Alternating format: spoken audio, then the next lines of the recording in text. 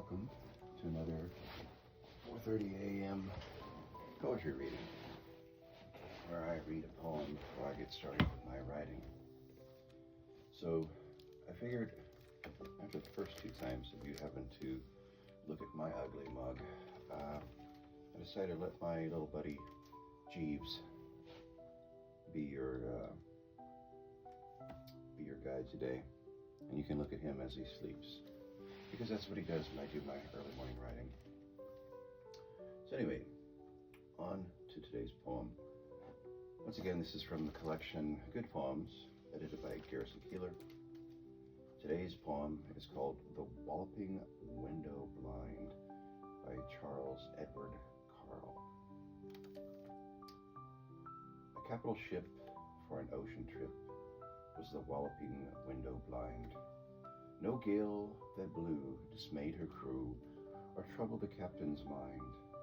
The man at the wheel was taught to feel contempt for the wildest blow, and it often appeared, when the weather had cleared, that he'd been in his bunk below.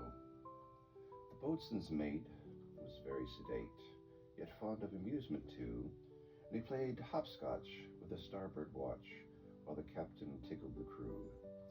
And the gunner we had was apparently mad, for he sat on the after rail and fired salutes with the captain's boots in the teeth of a booming gale. The captain sat in a commodore's hat and dined in a royal way on toasted pigs and pickles and figs and gummery bread each day. But the cook was Dutch and behaved as such, for the food that he gave the crew was a number of tons of hot cross buns, chopped up with sugar and glue.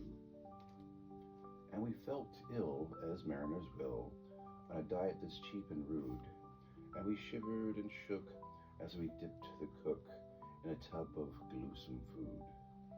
Then nautical pride we laid aside, and we cast the vessel ashore. On the gulby eyes where the poo-poo smiles, and the Andeganzer's roar. Composed of sand was that favored land, and trimmed with cinnamon straws, and pink and blue was the pleasing hue of the tickle-toe-teaser's claws. And we sat on the edge of a sandy ledge, and shot the whistling bee, and the biblical bats wore waterproof hats as they danced in the sounding sea.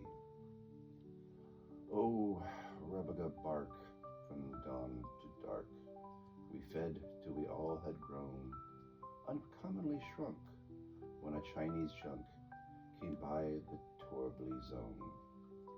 She was stubby and square, but we did not much care, and we cheerfully put to sea, and we left the crew of the junk to chew the bark of the rub-a-gub tree. That was the poem The Walloping Window Blind by Charles Edward Carl.